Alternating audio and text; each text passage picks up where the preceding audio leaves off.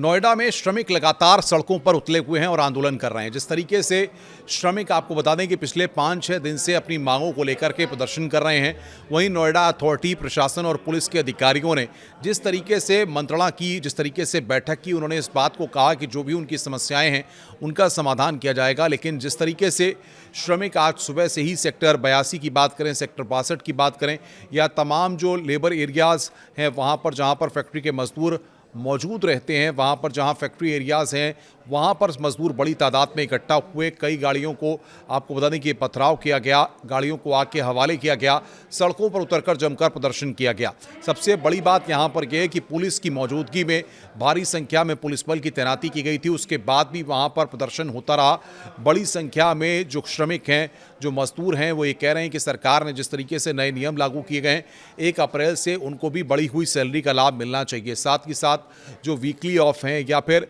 जिस तरीके से उनसे ओवर टाइम कराया जाता है, उसके भी जो रेट हैं या जो उसकी जो सैलरी है वो यहाँ पर बढ़ करके मिलनी चाहिए, उनको ज़्यादा मेहनताना मिलना चाहिए। इसको लेकर के महिलाएं भी, पुरुष भी अपनी जिस फैक्ट्री में काम करते हैं वहाँ से वो सड़कों पर उतर आए और जमकर उनके द्वारा प्रदर्शन किया गया। अब हम आपको ये समझाने की कोशिश करते हैं, बताने की कोशिश करते हैं कि आखिर ये पूरा बवाल हुआ क्यों। दरअसल आपको बताएं कि नोएडा, ग्रेटर नोएडा या फिर दिल्ली एनसीआर के इलाकों में जो औद्योगिक क्षेत्र हैं, या फिर जिस तरीके से यहाँ कहा जाए कि तमाम बड़ी बड़ी कंपनियों के दफ्तर हैं, तमाम प्राइवेट फैक्ट्रीज़ हैं, तमाम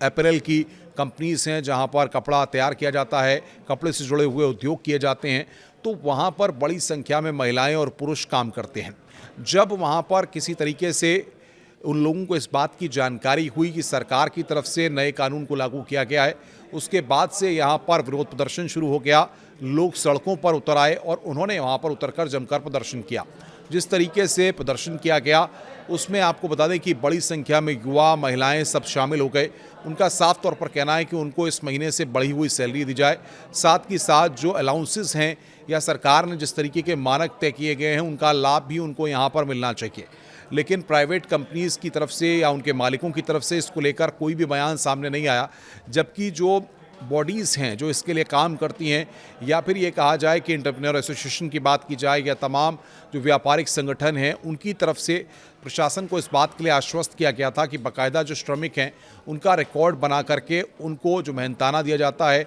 उनको जो एक्स्ट्रा वर्क टाइम का पैसा दिया जाता है, उन सारी चीज़ों को लेकर के नियम बनाए गए हैं और उसको लेकर के सरकार और प्रशासन पूरी तरह से गंभीर है। लेकिन श्रमिक इस बात को मानने के लिए तैयार नहीं थे और आज उन्होंने कई वाहनों को क्षतिग्रस्त किया है, पथराव किया है सड़कों पर उतर के। और अब सबसे बड़ी बात यह है कि दिल्ली एनसीआर की नहीं, अगर हम बात करें तो बाकी जगहों पर भी धीरे धीरे ये आग यहाँ पर फैलती जा रही है। अब देखना ये होगा कि प्रशासन आखिर इसको किस तरीके से काबू में लाता है और आखिर किस तरीके से ये मैसेज कन्वे किया जाता है, क्योंकि जिस तरीके के हालात पैदा हुए हैं उसके बाद कई गाड़ियों को नुकसान पहुँचाया गया, कुछ एक जगहों पर आगजनी की खबरें भी सामने आई और साथ ही साथ आपको बताएं कि पथराव किया गया, जिससे कई रास्तों को बंद कर दिया गया, कई जगहों पर पुलिस की बैरिकेडिंग कर दी गई और फिलहाल तनावपूर्ण स्थिति बनी हुई है। प्रशासन लगातार स्थिति को काबू में करने की कोशिश कर रहा है और ये हल निकालने की कोशिश कर रहा है कि किसी तरह श्रमिकों से बातचीत हो और जिस तरीके से जो व्यापारिक संगठन हैं या फिर जो एसोसिएशंस हैं उनके साथ ये बैठक करके आश्वस्त किया जाए कि तमाम जो कंपनियां या फैक्ट्रियों में मजदूर काम करते हैं उनको जो उनका उचित मेहनताना है वो सरकार की तरफ से नहीं, जो प्राइवेट कंपनीज़ हैं, जो उनके मालिक हैं, वो कहीं ना कहीं ट्रैक रिकॉर्ड बना करके या तमाम चीज़ों को लिख करके